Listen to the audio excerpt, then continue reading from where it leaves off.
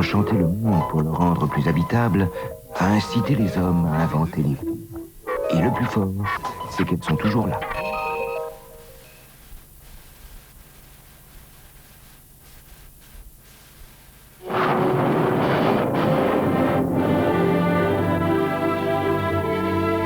Enfants, nous y avons tous cru, aux mondes enchantés des chevaliers et des princesses, des sorciers et des dragons. Et puis, on grandit, on devient raisonnable.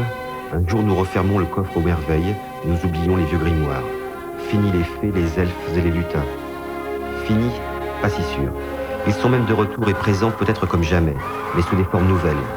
Michel Lebris, en tous les cas, en est convaincu. Écrivain, voyageur, né en Bretagne, il s'est toujours refusé, lui, à refermer la malle au trésor, à croire que les elfes et les dragons avaient pu nous quitter un jour pour se réfugier dans les pages jaunies des contes d'antan. J'entends bien beaucoup des gens qui parlent des contes, des légendes, des fées, des lutins, des magiciens. C'était autrefois, des temps très anciens, aux âges de la superstition. Moi, je suis né en écoutant leurs murmures dans les eaux, dans le vent. Et je crois vraiment qu'ils sont parmi nous.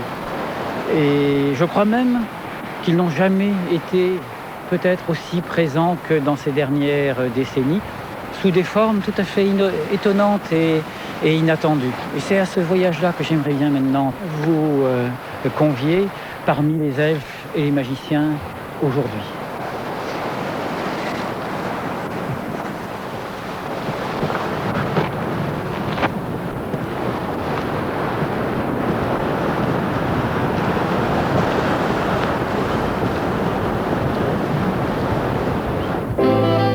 L'histoire commence en Amérique, dans les années 60, alors qu'elle s'imagine paisible, sans mystère, prosaïque.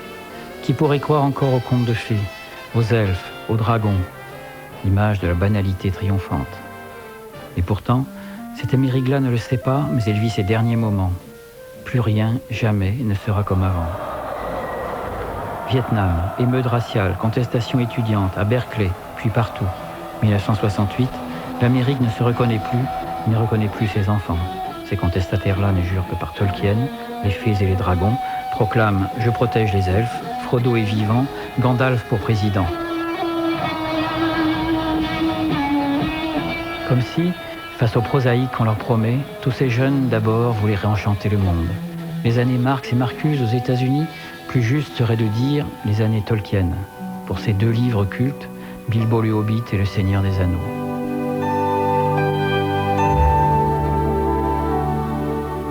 Un étrange personnage que ce Tolkien, né en 1892 en Afrique du Sud et très digne professeur d'Oxford, philologiste de réputation mondiale. Dans les années 30, il s'était amusé à inventer pour ses enfants un monde peuplé de hobbits, de gobelins, où il avait placé ses héros, Bilbo et Frodo, Gandalf le magicien. Pas une seconde, il n'a imaginé ce qui va suivre. Le plus grand succès de librairie de l'après-guerre, 35 millions d'exemplaires vendus à ce jour, des traductions dans 25 langues. Et toute une génération qui se reconnaît dans ses livres. L'écrivain et professeur Alison Lurie a été le témoin de cette époque, au point de consacrer un livre à la littérature enfantine, où elle montre comme elle est subversive et s'est prolongée dans la contre-culture des années 68. Assez de raisons pour la rencontrer et lui demander ce que ses étudiants alors pouvaient bien chercher dans Tolkien. I think that these books are quite anti-conformist. The world is much more exciting and interesting than it would be if you were living in a suburb in the early 1960s.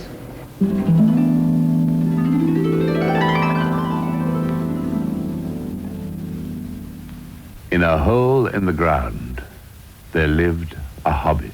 But that there was a feeling that there were huge conformist forces that were ranged against you, and they wanted you to be all the same. They wanted you to stay home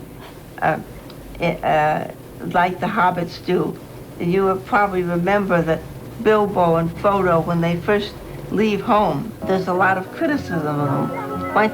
can't they stay here and be like other hobbits? Everything is perfect here. We all have our little burrows, and we don't do very much, but we know what we like, and we don't like strangers. And when the dwarves and Gandalf come into the village, into Hobbiton, most of the people are suspicious and standoffish, and even Bilbo and then later Frodo is very reluctant to go off with them. But of course they do go off, and so they become the on-the-road heroes. And the only way to have adventures is to get out into the world and meet strange people and travel around with them. And this was very much what the kids of that generation wanted to do. And I'll be a witch. Tout de suite, c'est le raz-de-marée. Livres, jeux, bandes dessinées vont faire le tour du monde, traîner des foules énormes. Une véritable explosion artistique mêlant les fées, les elfes, les super-héros des comic books. Oui, le grand retour des fées.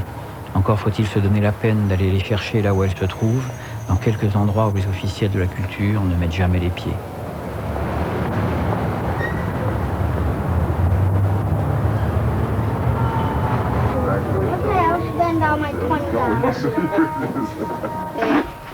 C'est génial parce que c'est une espèce de grotte de mal au trésor. C'est à peu près, je crois, tout ce qu'il y a dans la tête d'un Américain de 30 ou 40 ans, nourri de télévision chaque jour, de Pulse Magazine. Je crois que c'est la plus belle visualisation de l'imaginaire de base. Quand je dis de l'Américain, disons d'une bonne moitié de la planète, probablement.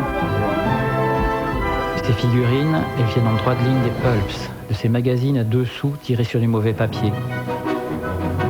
Ils ont baigné l'enfance de tous ces jeunes rebelles.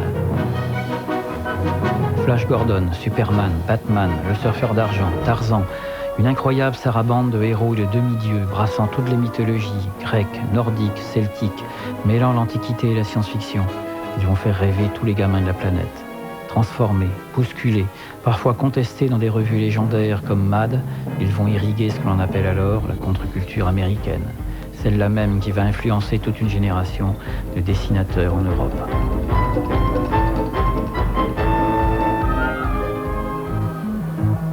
La science-fiction, jusque-là, se voulait le domaine de la science. Voici que débarquent en force les fées et les magiciens, les elfes et les dragons. Et l'on ne gire plus, à l'aube des années 70, que par ce que l'on appelle l'heroic fantasy.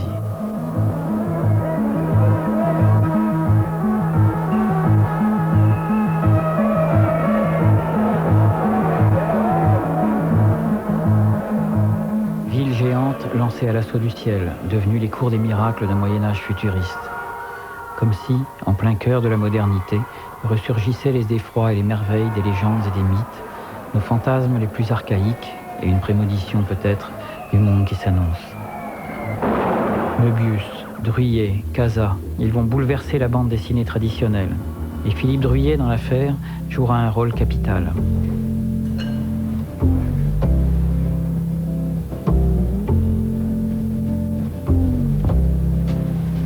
Avant 68, qui a été une rupture positive totale, aimer la science-fiction, aimer l'heroic fantasy, aimer le fantastique, aimer la bande dessinée, ou aimer le cinéma du même genre, on était vraiment catalogués comme des débiles mentaux.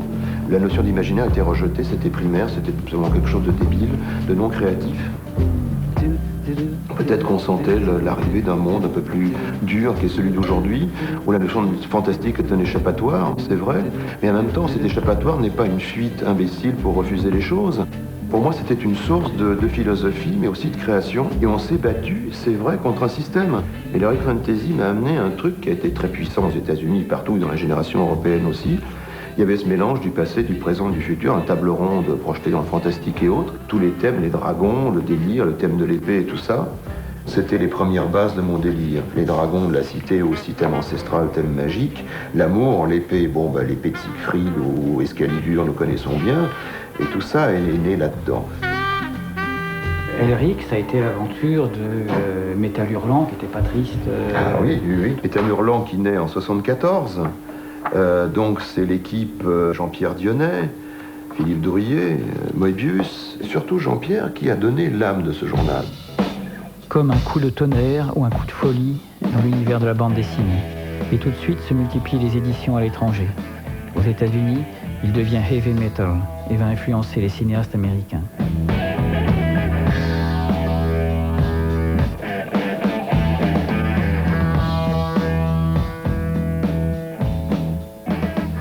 Ce qui est marrant, c'est que Mitterrand a toujours porté la bonne parole ailleurs. Ça, c'est le merveilleux français, ce que je me dis toujours, c'est qu'il marche ailleurs. En France, on dit c'est pas chez nous, ça ne va pas chez nous. Par contre, quand Ridley Scott ou George Lucas ont besoin des dessinateurs ou autres, il m'a appelé à l'époque, il disait est-ce qu'on peut se voir? Et puis je disais tiens, vous devriez travailler avec EX.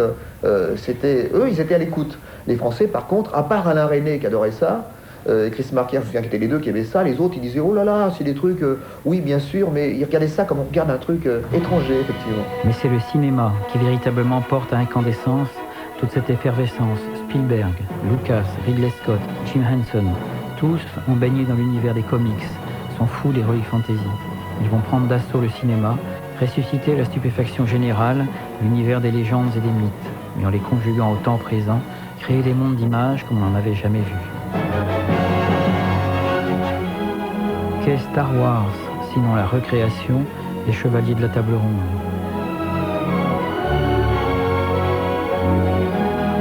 Et le plus étonnant de ces cinéastes, assurément, c'est Jim Henson, le génial créateur du Muppet Show, de Labyrinthe, de Dark Crystal. On peut dire qu'il a réellement réinventé les faits, parce qu'il a su retrouver le jeu d'ombres et de lumière, de peur et d'émerveillement des mondes de l'enfance.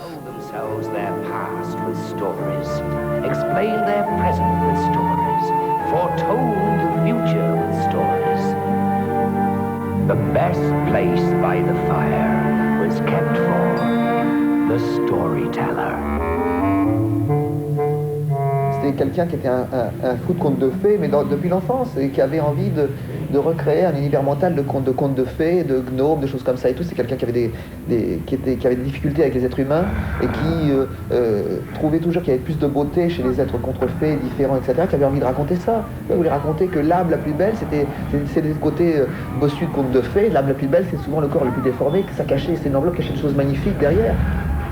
Il allait à un truc important, qui était en même temps un truc qu'on a tous lu dans les contes de fées, qui redégurgitait, il réinventait un mythe, il réinventait une religion, il réinventait en disant simplement je vais raconter l'histoire qui me passe par la tête. C'est le cas de le dire, elle leur passait par la tête.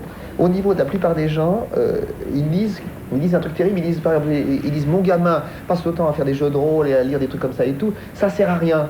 Où ça va le mener? Il se réfugie dans des mondes imaginaires. Oui, un monde imaginaire d'abord, imaginaire reste à prouver que c'est imaginaire. Et puis il se réfugie. Non, pourquoi il se réfugie? Il choisit ça. Je vois pas pourquoi s'intéresser aux mythes, à la mythologie, à l'existence ou pas des fées ou des elfes, etc. Ça serait sans intérêt. Évidemment, ça ne rapporte pas une feuille de paye à la fin du mois, ça c'est certain. Alors je veux bien être dans un monde où on vit qui est quand même très près du sol, s'il n'y a pas feuille de paye, ok. Quoique, moi j'ai vécu avec la feuille de paye des elfes toute ma vie, hein. J'en vis très bien, donc merci aux fées, merci aux elfes, merci aux dragons, moi j'en vis très bien. Donc ça peut... Mais en dehors de ça, je trouve que toucher au merveilleux, donc toucher aussi à la religion, toucher à tout ça, c'est pas inconséquent, c'est pas irresponsable, c'est même passionnant, on devrait faire que ça. Et quand les gens font ça, on dit, oh là là, ils perdent leur temps. Bah non, ils perdent pas leur temps.